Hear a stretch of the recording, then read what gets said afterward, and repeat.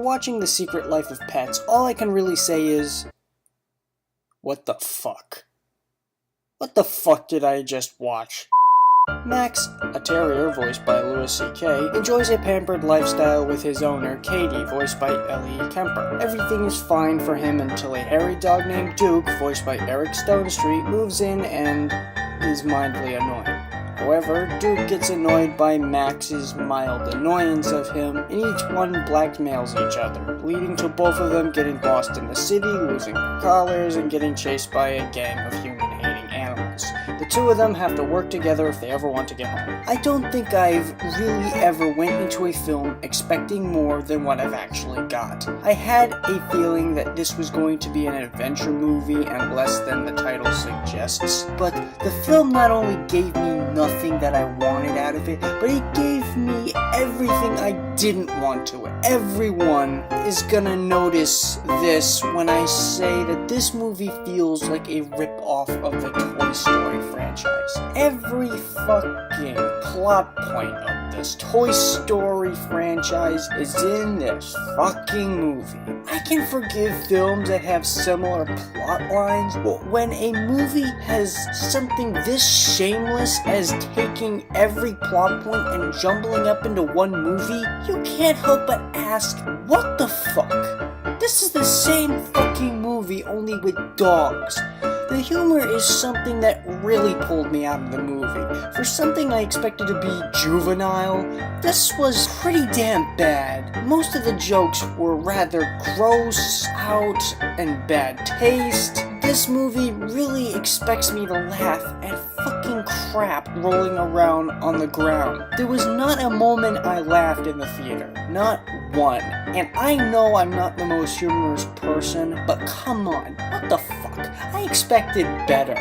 To make things worse, this movie doesn't even feel like it was trying to be anything original, and instead just trying to get as much money out of me as possible. They have a long list of pop songs that are in this movie, and I swear there was an advertising for the next movie they had coming out this year. Sing 2016. This is fucking unforgivable. They are literally trying to sell me a movie in the fucking movie, and I already saw the trailer for the movie before I even watched this film. My goodness, I mean, there's Easter eggs, and then there's flat out advertising your fucking movie. That is just fucking unforgivable. And to make matters worse, it was on the back of a bus that was being driven to bash people in cars. Like, literally anybody on the fucking road, bash, boom. I mean, I get it, it's a human hater, but you're bashing innocent people and I'm supposed to laugh at that? Are you delirious? The movie has nothing more to bank on than the idea that this was just shit just to make money off of me. It drove me to the point where I don't want to watch anything with Illumination Entertainment anymore. They haven't made one film that wasn't lowbrow humor mixed with some generic lukewarm moral. While Despicable Me franchise isn't really terrible, it created the Minions. The fucking Minions. A franchise more annoying than the Frozen merchandise. I won't be attending any more films made by this animation team very soon. I had plans to watching Sing and even any other upcoming movie, and I heard that they're redoing Dr. Seuss. Yeah, that's gonna work. And I'm completely uninterested. I do not want to watch anything made by Illumination Entertainment anymore, thanks to this film. Congratulations, Illumination. And after all that crap, at least the character's interesting? No. No, they fucking aren't. In fact, if anything, I wasn't liking either of the dogs in the first act of the movie. Like, at all. But the both of them pretty much just came across as assholes to each other, and not for understandable ways. Duke forces himself onto Max's lifestyle, and Max tries to frame Duke as a terrible dog. I mean, at least Toy Story had some sort of meaning for why Woody was wanting to get rid of Buzz.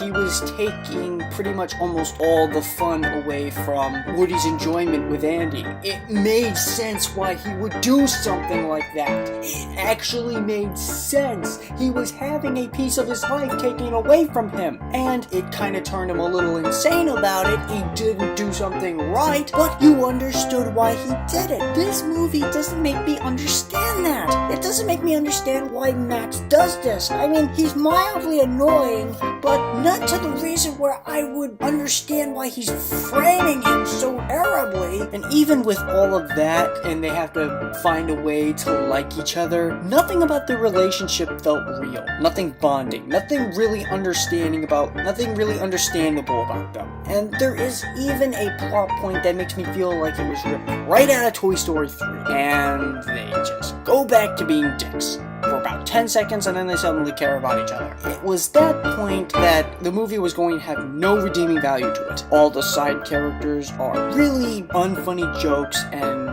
pretty much just made to be unfunny characters. And they also make for terrible characters. It makes me wonder why they're even in the movie. Apparently they're supposed to save Max at the last second of the movie. And yet, the only characters I ended up liking in the film were Gidget, a Pomeranian voiced by Jenny Slate, and Pops, voiced by Dana Happy Madison Ruined My Fucking Life Carvey. And the only reason was because they actually contribute something to the film. Pops knew how to get around to places, and Gidget had a passion to finding Max and bringing him back. Everyone else didn't even fucking care about his absence. What a load of assholes! And also, did anybody else know that Tiara Strong was in this film? By the end of the film, I ended up hating the fact that Gidget was in this film. This character deserved fucking better than to be in this film. Oh, and just to make you pissed off a little more, they also ripped off another Pixar movie. The fucking squirrel joke. It was funny and up because you're supposed to take these dogs seriously, and then suddenly they do something dog-like. And then they go right back to being serious. It was funny because it was unexpected. It was something that you could laugh at because you didn't see it coming. Here, it's an unfunny joke that just feels like Illuminations is trying its bloody hardest to be the new Pixar. And it's not. It's just not.